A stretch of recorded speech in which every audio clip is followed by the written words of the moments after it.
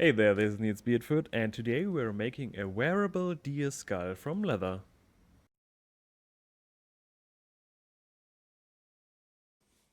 As always, we start with our pattern. You want to print it, cut it, tape it together, and transfer it onto our leather. We're using 2.5mm or 6-ounce wedge tan leather here.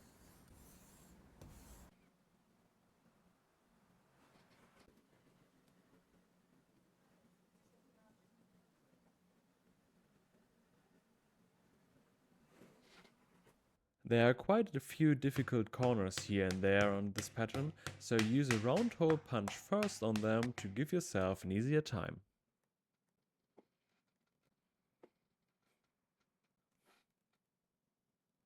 For the teeth, I like to use some wood carving tools, but if you don't have them, you also could use round hole punches here too. But we also need some actual round holes here, as well as sewing holes.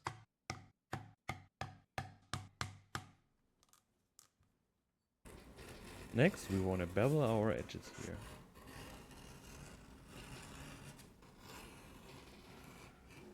Moisten the leather completely from both sides, this way we can emboss it.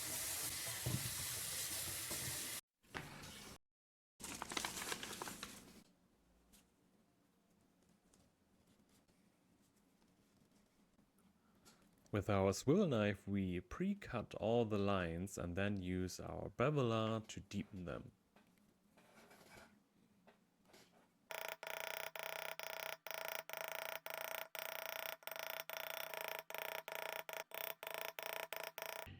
For the teeth, the lines are quite complex, so I did not even use a swivel knife here, but it's also not necessary, just use a beveler on them.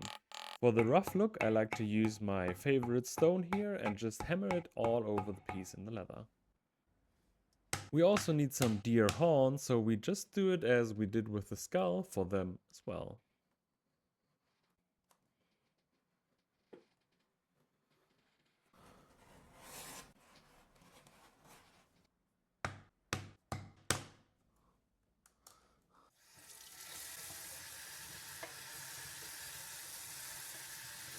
Texturing is here quite important. For this we use a bone folder and we create a few deep lines, then a lot of shallow ones.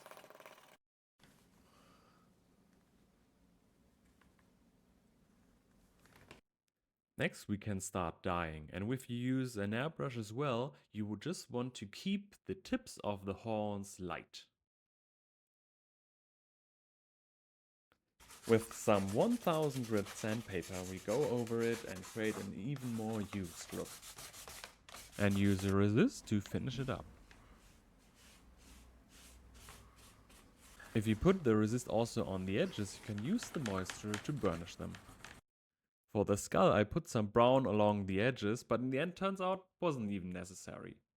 With some acrylic paint in white and grey I paint all over the skull to give it the more realistic look. Here a resist is also very important. You want to put it on, but tap it only on, since the resist as well as the acrylic paint is water based.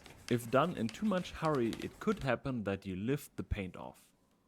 After at least 2 coats completely dried resist, we can put on antique gel. Put in all the cracks and then use a paper towel to wipe away all the excess. Some resist to finish it all up.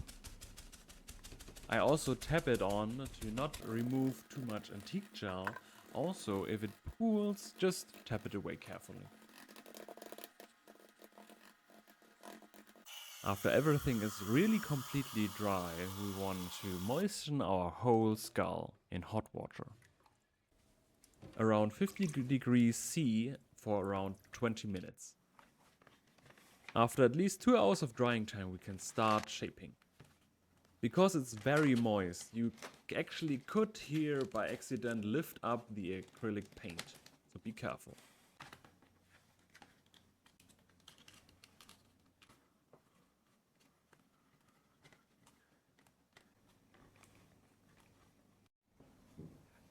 Once the pieces are after about 10 hours completely dry, we can start sewing everything together.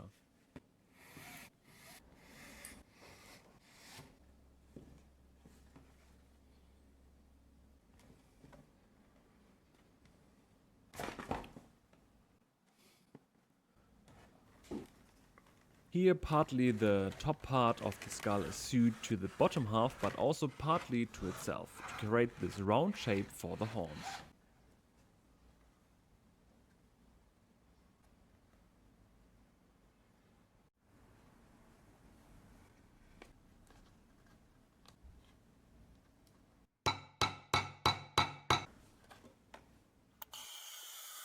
After we are done with the skull, we also have to do the same thing for the horns. And hardening is here quite a lot more important. So you may even want to use hotter water or longer time, or even dry it with a hairdryer afterwards. To save some leather, I actually did this part of the horn separate and now glue and sew it on.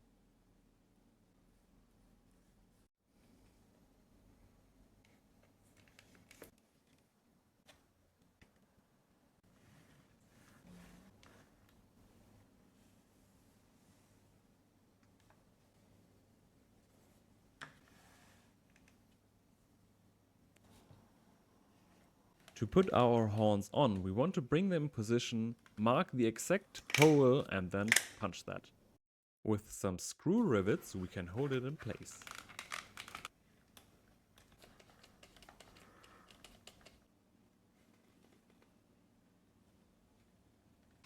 In case this is not enough horn for you, we can add another one.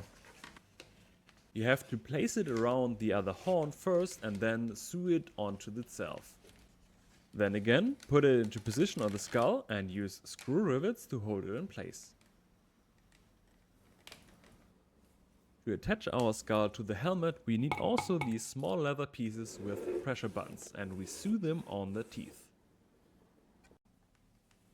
To finish up the skull, I use some mesh fabric, folded 3 times on the eyes. This way you can see out, but everybody else can't see your eyes. With some glue you hold it in position and then cut some holes and sew it on.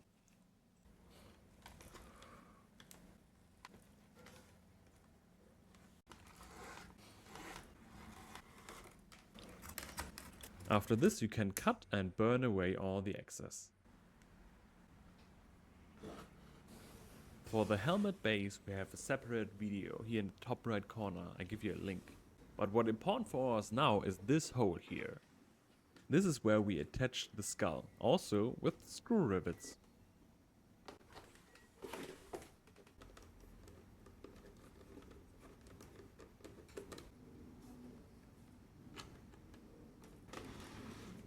Then also press on our pressure buttons and we're done. I hope you enjoyed this build. I certainly did, and I really liked how it came out. Especially the horns look so good, at least from my perspective. Let me know what you think about it. It was a really nice build, but I had to make a few changes in the pattern throughout the process. But if you get this one for yourself, it will be all done and ready to go. If you like what you see here, please consider subscribing to my channel. It would make a great deal for me, and if not, it's fine too. But I hope still to see you in the next video, and until then, have a great day.